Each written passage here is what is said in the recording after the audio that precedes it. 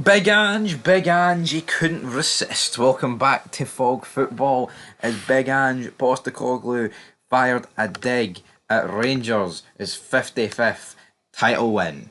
Alright, let's dive straight into the quotes and Big Stevie is going to get into it. So basically, to sum it up, Ange is labelled that playing in front of empty houses during the COVID lockdown was a meaningless enterprise. Now, as we dive into it, the actual quote itself, he said, I don't know if it brings out more of me. I'm like anyone else. I like a bit of love every now and then, but I do enjoy that. What I always kind of reflect on, we all lived it, is that once you experience football in empty stadiums, you realise how meaningless it is. I fell through that whole period. It was meaningless. As much as you go, you could be hostile tomorrow, but that's as much as what we love about the game. That's what brings it to life. Ultimately, it's a game that evokes passions and emotions. Sometimes it's not always positive. Like every human being, you have to love it to be positive, but it's not going to happen. But if you want that, as opposed to just playing a game somewhere sterile where you don't have that, end of quote. Obviously, I fell through that whole period. It was meaningless, right? Is football without the fans shite? Absolutely. I'm not going to sit here and disagree with that. The fans make football. But to suggest it was meaningless is BS. It is BS. If football during the COVID season was meaningless, Celtic fans wouldn't have been having a meltdown. They wouldn't have been throwing sharks. They wouldn't have been throwing barricades. They wouldn't have been wanting Neil Lennon booted out the door. They wouldn't have wanted Shane Duffy booted out the door. If it was meaningless, the fans would have went, well, who cares if we just lost 2-0 and knocked out the cup to Ross County? Well, who cares if we're 25 points behind Rangers in February and not going to win 10 in a row? That would be meaningless. Was it a shit experience? None of us could go, alright? The atmospheres were shite. You could hear the players talking, which, to be fair, was a bit of a unique experience, but I rather the fans. And see this whole meaningless talk, right? It's a lot of pish, right? Celtic fans are only saying that because they lost it, right? And people will type away on their wee keyboard and, but it didn't happen. You didn't win a trophy. Yo, I'm not living under a rock. I'm no delusional, right? See if Celtic won 10 in a row under that COVID season, right?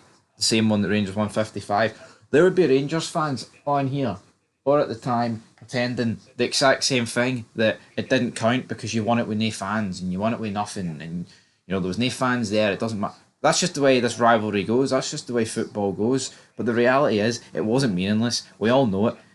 That season hurt Celtic fans. You know what I mean?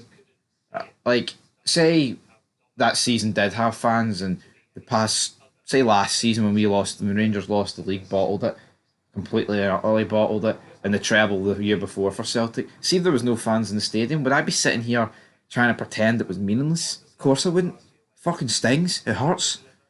You know what I mean? It doesn't change the fact that it hurts people.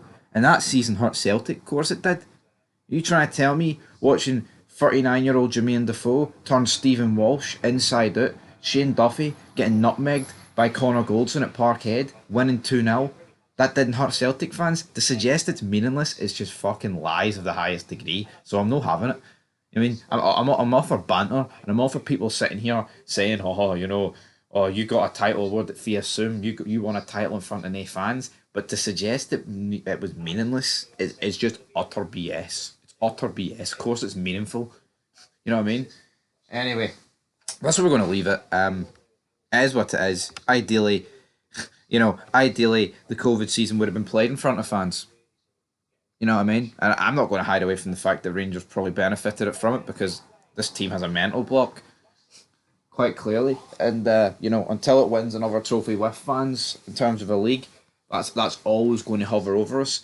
In terms of Rangers Football Club, but anyway, COVID was all a load of shite. The fans should have been in the stadium anyway over a shitey wee flu, and yeah, that's my opinions on that. But Ange, yeah, he's twisting the knife and he's stirring the pot. He knows exactly what to say we'll get Celtic fans on board, but I'm not having this meaningless talk. It wasn't meaningless. We all know it. Celtic fans watching this vid know it. You know what I mean? 55 hurting.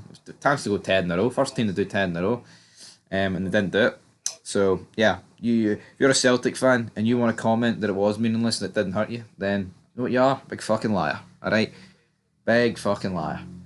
Because See this cup final on Sunday. Say if the fans get banned today and Celtic overtook us in terms of trophies overall, think I'd be coming on here Sunday afternoon, be like, oh, well, it doesn't matter. There's no fans there. It was meaningless. Don't care. No, because that would just be brain dead material, folks. Anyway, big games tonight. Fog football. Go do a wee watch along for the Copenhagen Hearts game, probably the first half.